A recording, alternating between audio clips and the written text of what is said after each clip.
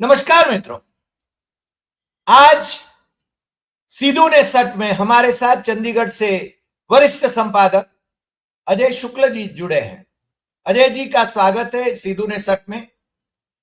और आज जो विषय हम लेना चाहते हैं कि बहुत अरसे के बाद में मोदी की कुर्सी जब हिल रही है तो मोदी को मणिपुर की याद आ रही है, ऐसे खबर है।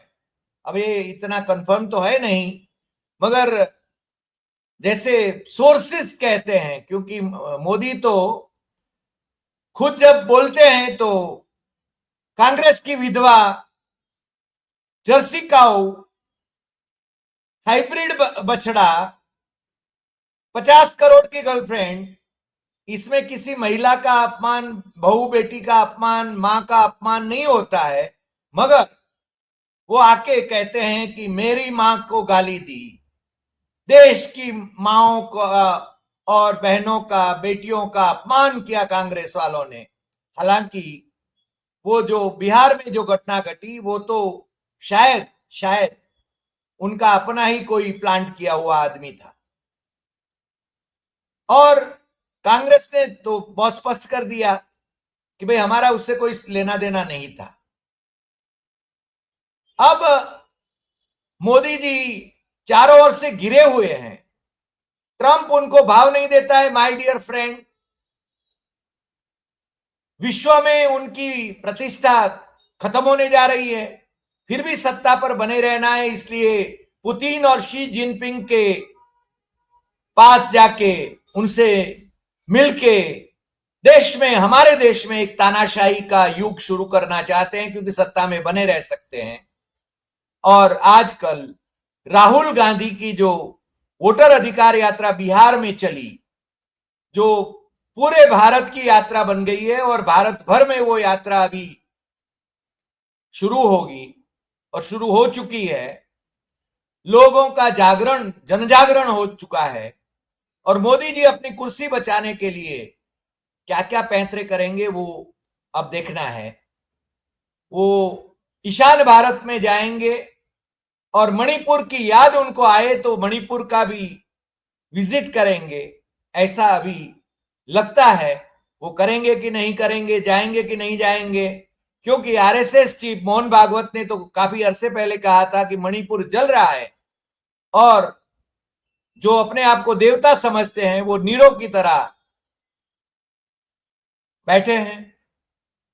अब अजय जी से हम जानना चाहेंगे कि मणिपुर की स्थिति क्या है, और मणिपुर में भाजपा की सरकार रही, तोड़फोड़ करके, ऑपरेशन लोटस करके, डिफेक्शन करा के, कांग्रेसियों को भाजपा में मिला के हर जगह पर वो भाजपा की सरकार बना रहे हैं। उसी प्रकार मणिपुर में भी उन्होंने भाजपा की सरकार बनाई थी। अभी असेंबली को उन्होंने अबेंस में रखा है। अभी भी ताक में है कि भाजपा की सरकार फिर से एक बार बन जाए।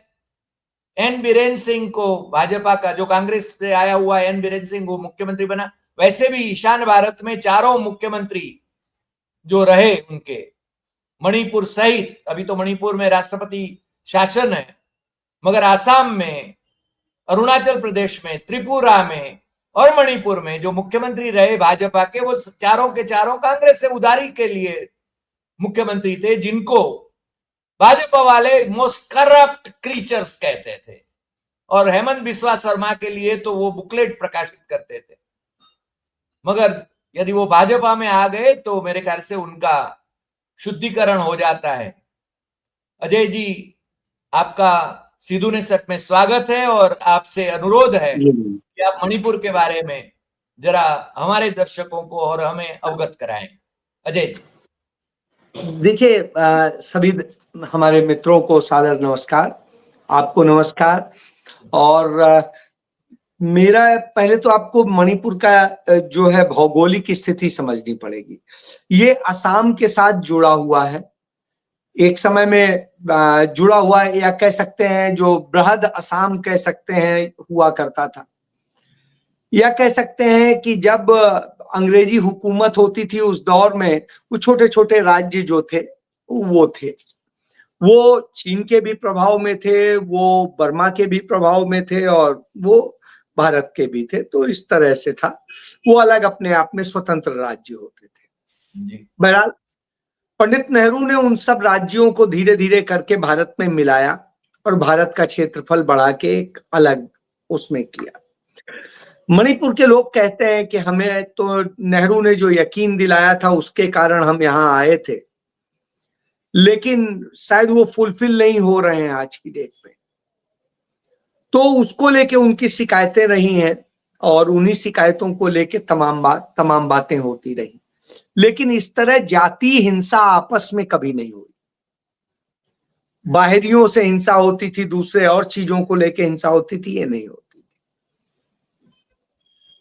अब मणिपुर में जब आप नरेंद्र मोदी का वो शायद बयान आपने सुना हो, मणिपुर को जाके जिसे पंडित नेहरू भारत का स्विट्जरलैंड कहते थे, उस मणिपुर को जाके नरेंद्र मोदी ने कहा था अब आप मुझे मौका दो, मैं आपका ख्याल रखूंगा, मैं ये करूंगा, मैं वो करूंगा। वहां के लोगों ने यकीन किया, उन्हें सत्ता सौंप दी। सत्ता सौंपने के बाद क्या हुआ, वहां आरएसएस का जो पर्वतीय वाला जो होता है वनवासी कल्याण वाला, उस सबके एजेंडे का वो हिस्सा है। तो वहां पर उन्होंने जिस तरीके से चलाया था और नफरत का खेल किया था, वो नफरत का खेल जमीन पे आने लगा सत्ता आते ही, और वहां दोनों समुदायों को लड़ाने में वास्तविक जो मणिपुर के जो पहाड़ी इलाकों के रहने वाले हैं, वास्तविक वनवासी हैं, वो कुकी है। मैतेई वहां के शहरी इलाकों में रहने वाले लोग हैं, और मैतेई, कुछ मैतेई ईसाई भी हैं और कुछ मैतेई हिंदू भी हैं, हिंदू बहुतायत में। कुकी ज्यादातर वो ईसाई हैं, बहुत थोड़े से वो हिंदू उसमें हैं। इसके अलावा वहां नगा भी हैं और कुछ मुस्लिम्स भी हैं। अब वहां पर यह करके मुस्लिम और ईसाइयों के खिलाफ, यानी अल्पसंख्यकों के खिलाफ हमला बोलने का हुआ। और ये बहाना क्या दिया जाता है कि ये अल्पसंख्यक है, इनके पास इतने किलोमीटर का क्षेत्रफल है, और जो क्या कहते हैं हिंदू है, मैतेई है, उनके पास छोटा ही सा क्षेत्रफल है। वो ये भूल जाते हैं उनके पास क्षेत्रफल नहीं है, वो जंगलों में रहते हैं, वो पहाड़ों पे रहते हैं और उस पे रहते हैं। उसको यदि आप क्षेत्रफल से काउंट करेंगे तब तो फिर हो गया। शहर में आके आदमी एक फ्लैट में रहता है, गांव में अपने बड़े घर में रहता है, क्योंकि वहां स्पेस होते हैं। तो जब कहीं किसी के पास में फार्म हाउस होता है, जंगल में होता है, कहीं जगह होती है जंगल साइड में और बड़ी होती है। तो कमोबेश यही है कि आप उसे कह दें कि हाँ पूरा जंगल उन्हीं का है, उन्हीं का थोड़ी ना, वो तो वहां रहते हैं। तो इस तरह से करके एक तो बदनाम किया गया। दूसरा बदनाम किया गया कि वो नशे की तस्करी करते हैं, उनका बर्मा से वो है। भाई तो यदि यही बात करते हैं तो जब बृहद हिंदुस्तान की आप बात करते हैं, अखंड भारत की, तो बर्मा भी तो फिर भारत का ही पार्ट हो जाता है। तो आप असल में आप खुद अपने कंसेप्ट पे अभी क्लियर नहीं है कि आप कहना क्या चाहते हैं। आप भारत की बात कर रहे हैं जो मौजूदा भारत है, आप उस भारत की बात कर रहे हैं जो 1947 के पहले था, आप उस भारत की बात कर रहे हैं जो औरंगजेब के समय में था, जो सबसे बड़ी सत्ता है अब तक की, या आप उसके अलावा कहां की बात कर रहे हैं, किसके समय की बात कर रहे हैं। आप बात कर रहे हैं सम्राट अशोक के समय की, ये किसकी बात कर रहे हैं। तो आपको पहले तो यही खुद डिसाइड करना होगा कि आप बात किसकी कर रहे हैं। तो मैं वही कहता हूं, इनसे ज्यादा भ्रमित और भ्रमित करने वाला कोई और है नहीं। अब समस्या ये है, तो ये इस तरह से करके इन्होंने लड़ा के वहां सत्ता हासिल करने किया, क्योंकि मैतेई की आबादी ज्यादा थी। जैसे यहां करते हैं 80-20 80-20, और सत्ता हासिल करने का खेल करते हैं, वैसे ही वहां किया, क्योंकि अंग्रेजों की ये मुखबिर थे। इन्होंने देश से गद्दारी की है उस समय अंग्रेजों के साथ। तो अंग्रेजों की नीति यही होती थी राज करने के लिए, बांटो और राज करो। वही करते हैं समाज में, घर में, सब जगह। कोई जगह नहीं, हर जगह लड़वाने का काम करते हैं। जी मियां बीवी में लड़ाई करवा दे, ये तो वो है। बहरहाल अब इसका नतीजा क्या हुआ कि वहां पर एक विवादित स्थल बन के रह गया। वजह क्या थी? मैंने आपको बताया था शायद, पहलगाम में जब हमला हुआ तो जिसे मिनी स्विट्जरलैंड कहते हैं, उस पर अडानी की निगाह थी, और अडानी को वो सौंपने के लिए वहां का ये पूरा बर्बाद किया गया, पहली बार। जी अब उसी तरीके से वो तो स्विट्जरलैंड कहलाता है इंडिया का, तो उसको कैसे कब्जा किया जाए। और वहां पर उसकी वजह कुछ खनिज संपदाएं हैं और कुछ नशे की जो है चीजें जो ऐसी होती हैं जिनसे नशा बनता है, उसकी पैदाइश अच्छी होती है प्राकृतिक कारणों से। तो साहब, अडानी का के पोर्ट से आपके यहाँ जितना देश में 65% नशा वहीं से आता है। मुंद्रा तो से जी जी, तो वही इस पे कब्जा करना चाहते हैं, और इसलिए ये सारा खेल शुरू हुआ। लेकिन वहां के लोग आत्म सम्मान के वाले लोग थे, और वो थे, और संघर्ष की रास्ता अपनाया, अपनाना भी चाहिए। लेकिन इन्होंने क्या गंदगी की?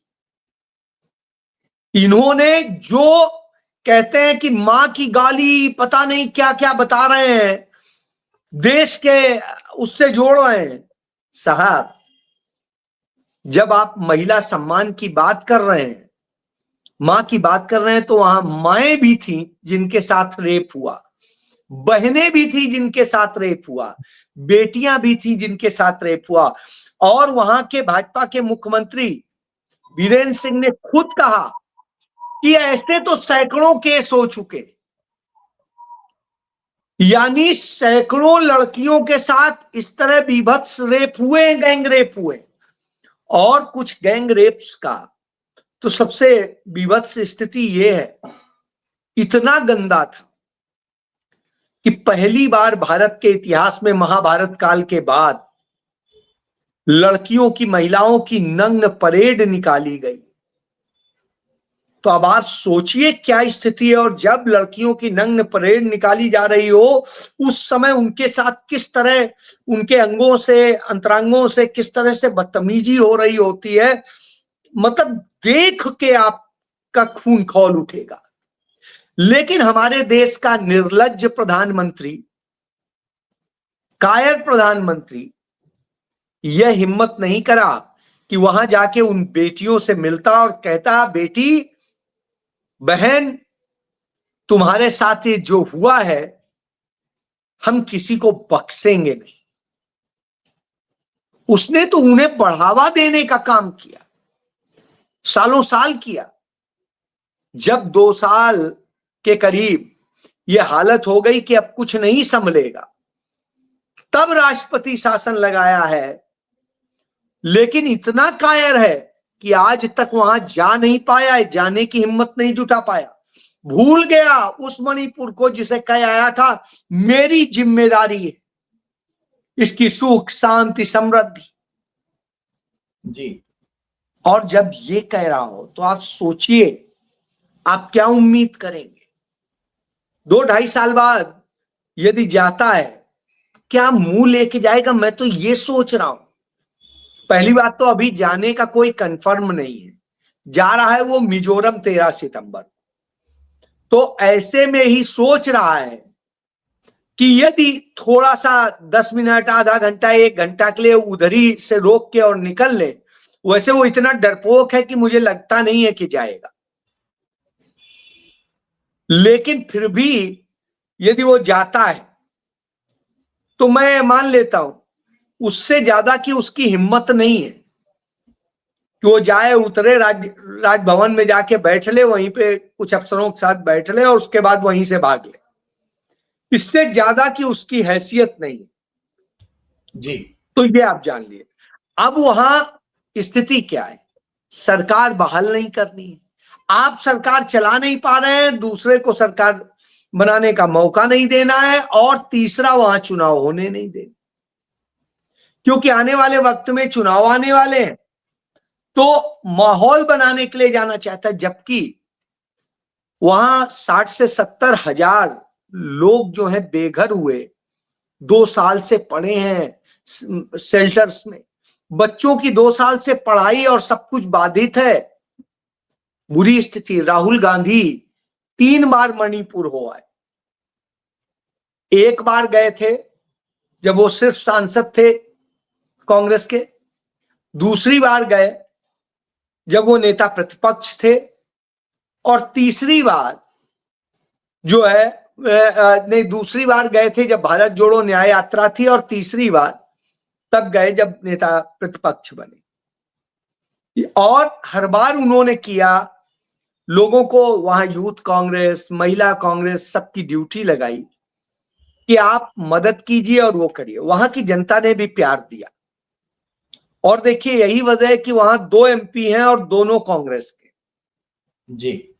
इसीलिए लोगों को यकीन आया कि ये हमारे दर्द को, चलिए अधिकार नहीं फिर भी आ रहा है, हमारे दर्द को सुन रहा है, समझ रहा है, हमारे साथ खड़ा हो रहा है। नरेंद्र मोदी जिसे ये सब काम करना चाहिए, वो कायरों की तरह भाग रहा है, वही चला जाता उसकी जगह, राहुल गांधी की जगह जाके उनके दर्द को साझा करता, उनको वो करता। जहां उसे खुद शर्म महसूस करनी चाहिए तो वहां कहता देश शर्मसार है। देश क्यों शर्मसार? कुकर्म करो तुम और शर्मसार हो हम क्यों हो? जो कुकर्म ये सब किया था वो तो भाजपा के ही लोग थे। जी। आपके गुजरात में भी दंगे हुए थे, दंगों के दौरान तमाम महिलाओं के साथ में रेप हुए थे, करने वाले कौन थे? यही भाजपाई। तो क्यों सारे रेपिस्ट भाजपाई निकलते हैं, क्यों कुकर्मी भाजपाई निकलते हैं? क्योंकि इनका यही चाल चरित्र चेहरा है, और ये उसके लिए काम करते हैं। असल में ये पूरा मसला ये है कि आने वाले वक्त में चुनाव में कैसे विधानसभा पे हमारा कब्जा हो, इसके लिए सारी साजिशें हो रही। बाकी कोई उसमें हिम्मत नहीं है कि वो जाके राहुल गांधी की तरह कुकीज से भी मिले, उनसे भी इससे भी मिले, और जाके वहां पर मिल के आए मैतेई से और सबसे, उनके सेंटर्स पे। तो जो व्यक्ति, जब आप बिलख रहे थे, आपके घाव थे, आपके साथ बुरा हुआ था, जरूरत तो दवा की तब होती है ना, सीधी सी बात जब आप रिकवर कर रहे होते हैं, तब आपसे कहा जाए अब लो दवा खा लो, तो क्या करेंगे? खा के अचार डालेंगे। अब हमने अपने आप ही करना जब शुरू कर दिया है तो कर दिया है। तो असल में वहां के साम्यक समाधान की जरूरत थी, जो इन्होंने नहीं किया। इन्होंने उन्हें बदनाम किया, और जिस तरह के कुकर्म हुए वो दंश कोई भूल नहीं सकता है। जिन लड़कियों और महिलाओं की नंग परेड निकाली थी, उनमें एक कारगिल में युद्ध लड़ने वाले की पत्नी भी थी। अब आप सोचिए उसने क्या सोचा होगा कि जिस देश को बचाने के लिए, उसकी सीमाएं बचाने के लिए हम लड़े, गोली खाई, उस देश में हमारी पत्नी के साथ में किस तरह की हरकत हुई। शर्मसार तो असल में नरेंद्र मोदी को होना चाहिए था, और जाके माफी मांगनी चाहिए थी। जी। मगर वो माफी तो मांगते नहीं। 750 किसानों की शहादत हुई, फिर भी माफी नहीं मांगा। 3 काले कानून कृषि उत्पादन वाले वापस लिए, बावजूद उसके उन्होंने माफी तो आज तक नहीं मांगी, न श्रद्धांजलि दी है। यानी ये तो नरेंद्र मोदी जी का एक उनका टेम्परामेंट है। वो अपने आप को 56 की छाती वाले बताते हैं, हालांकि 56 की छाती है कि नहीं है वो भी एक सवाल है। विदेशों में घूमते हैं, यानी यहाँ पर कितना काम करते हैं वो मालूम नहीं। यहाँ का काम तो उन्होंने शायद अमित शाह को देके रखा है। अमित शाह मेरे ख्याल से मणिपुर गए थे मगर कुछ नहीं हुआ। मणिपुर का पोर्टफोलियो शायद अमित शाह के पास है और गृह मंत्रालय के अंडर आता है। हाँ, गृह मंत्रालय के अंडर आता है। हाँ, गृह मंत्रालय के अंडर आता है। तो वो बीरेन सिंह को मिलते रहते थे मगर कुछ हुआ नहीं। वहां की राज्यपाल जो थी पहले, वो राज्यपाल ने खुद परेशान थी, मेरे ख्याल से उसकी भी संवेदना जगी थी। वो राहुल गांधी से भी मिली थी, वेदना उसने व्यक्त की थी मगर वो मजबूर थी। और अब मेरे ख्याल से मोदी जी मजबूर हो ऐसा लग रहा है। यदि वो जाते हैं तो मजबूरन जा रहे होंगे, कुछ तो मजबूरियां रही होगी। अजय जी, देखिए मैं समझता हूं कि बगल में असम है, असम में इतना नफरत से बुझा हुआ उनका मुख्यमंत्री है, उसको वहां का प्रभार दे रखा है। सोचिए तो, दंगा कराने का काम तो वो खुद ही करा रहे हैं, कोई और थोड़ी ना करा रहा। ये असल में दंगाइयों की पार्टी है। देश के इतिहास में आप देखिए, देश की आजादी पहले जिन 3 राज्यों में ये मिल के सरकार चलाते थे, वहीं सबसे ज्यादा हिंदू मुस्लिम में एक दूसरे की हत्याएं हुई। और ये मुस्लिम लीग के साथ, उसी मुस्लिम लीग के साथ जो पाकिस्तान चली गई, उसके साथ मिलके जिन्ना के मुस्लिम सरकारें लीग, चलाते थे। तो सावरकर का हिंदू भाषा, इनको सत्ता मिले तो ये भारत के दुश्मन के भी साथ हो जाए। और ये आपने अभी देख ही लिया चीन कि जैसे चीन के साथ जिस चीन ने पाकिस्तान की मदद करके कैसे कैसे क्या किया, और अब उसी चीन के आगे झुके खड़े हैं, अपने आप में शर्मसार है। और इसके बाद आप देखिए, ये एक जगह नहीं है, इस तरह के हर जगह पूरे देश में हाल। आप बताइए, जिन्हें ये इस देश के लिए आतंकियों की समर्थक पार्टी कहते थे, उसी के साथ तो ये पीडीपी के क्या नाम है, जब पीडीपी के साथ जाके सरकार चलाए थे। और इसी तरीके से असम में इन्होंने उन्हीं, जिन्हें वहां के उल्फा आतंकवादी और दूसरे और जो लोग थे, उन्हीं के साथ सरकार चला रहे हैं।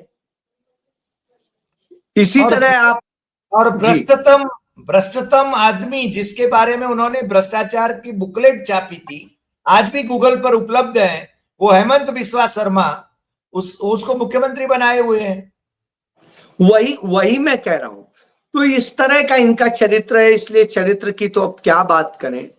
अब बात यही है कि नरेंद्र मोदी यदि वहां जाते हैं, अभी तो फिर मैंने क्या कहा, बहुत डरपोक है, उसे लगेगा कि नहीं कहीं कुछ हो तो उसकी हालत बिगड़ेगी।